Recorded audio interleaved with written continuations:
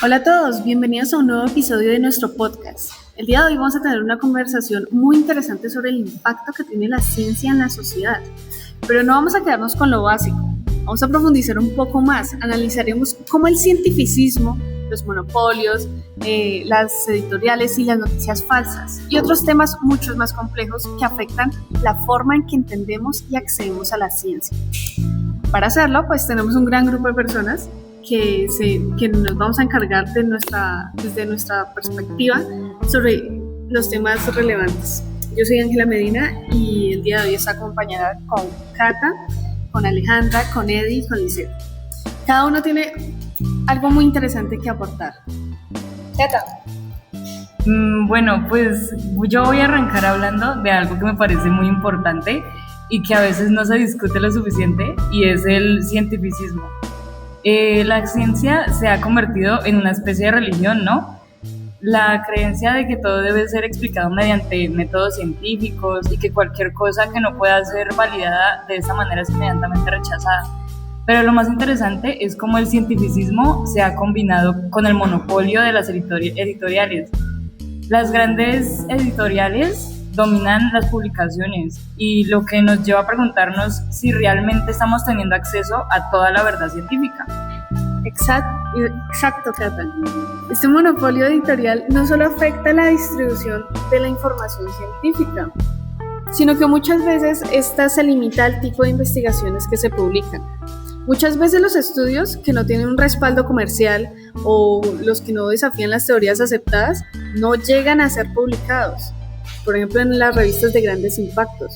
Entonces las grandes editoriales no tienen incentivo para publicar esos trabajos porque al final lo que quieren es vender. Y lo peor es que, como mencionamos antes, los propios científicos deben pagar para publicar las investigaciones. Y aún más irónico, muchas veces tienen que pagar para acceder a los artículos que ellos mismos han escrito. Es una especie de sistema en el que el conocimiento se convierte en un buen comercial. Eso es algo que me hace pensar sobre lo que mencionabas antes, Ángela. Si el acceso a esta ciencia se está restringiendo de esta manera, ¿cómo podemos atribuir verdad a lo que se publica?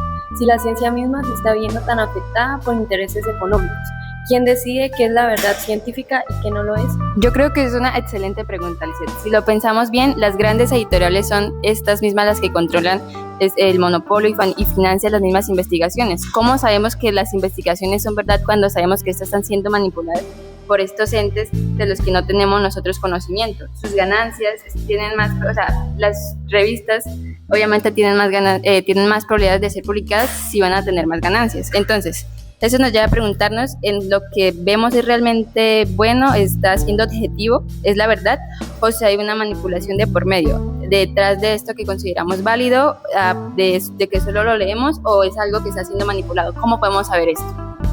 Y no solo eso, Alejandra, también hay un problema con el acceso.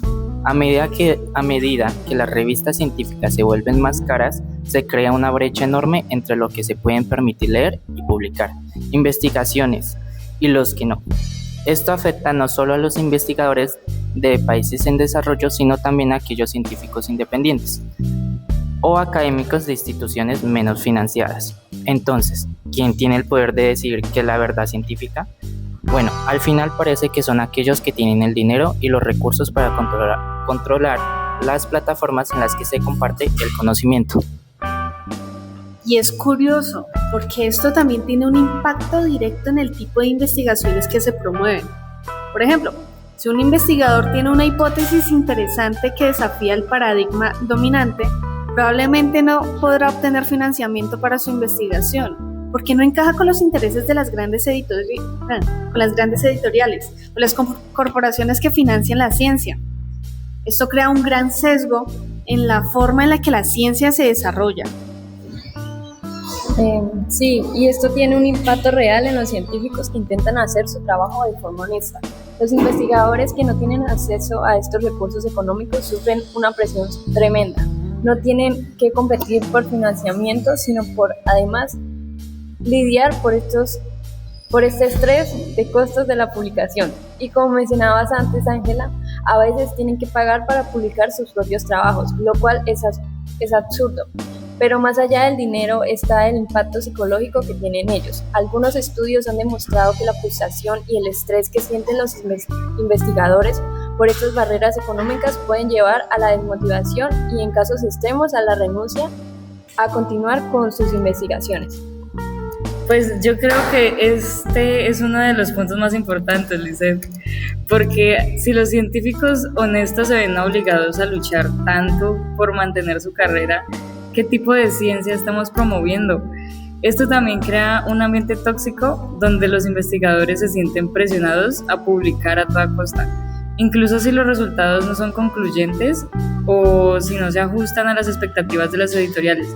He leído por ahí estudios que muestran cómo esta presión para publicar ha causado problemas de salud mental en algunos científicos y eso es algo que no podemos ignorar.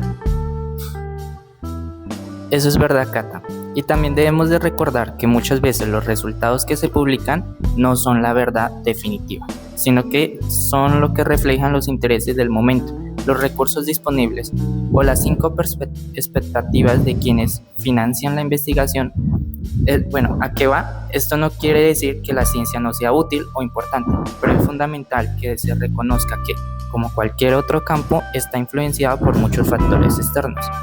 La búsqueda de la verdad científica es compleja y no siempre se puede reducir a lo que se publica en las revistas más prestigiosas. Y ya para terminar, creo que lo más importante aquí es cuestionarnos cómo atribuimos esta verdad a la ciencia. Si la ciencia, como hemos dicho, está afectada por estos monopolios y por estas personas que influyen en esto, ¿cómo sabemos si lo que estamos aprendiendo es realmente la verdad? Es cierto que la ciencia es una herramienta poderosa, pero esto no quiere decir que sea la que maneje todo o que sea la que dicte plenamente la verdad. Debemos preguntarnos más de dónde viene esto, quién lo está haciendo y con qué fin lo está haciendo. Siempre que leamos algo, creo que es muy importante confirmar e investigar un poco más allá de lo que simplemente nos dicen estas revistas. Es algo que como sociedad deberíamos ser un poco más críticos y me parece muy importante. Exacto, Alejandra. Al final del día lo que está claro es que la ciencia no es exenta de los mismos problemas sociales y económicos que afectan a cualquier otro campo. La verdad, deberíamos buscar maneras de garantizar que la ciencia sea más accesible, más objetiva, más justa. Y como sociedad tenemos la responsabilidad de cuestionar todo lo que leemos, incluso cuando proviene de fuentes científicas. No todo lo que se publica es la verdad.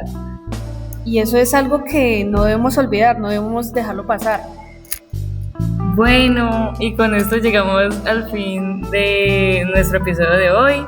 Esperamos que esta conversación les haya dado algo en qué pensar sobre la ciencia, la verdad y el acceso al conocimiento.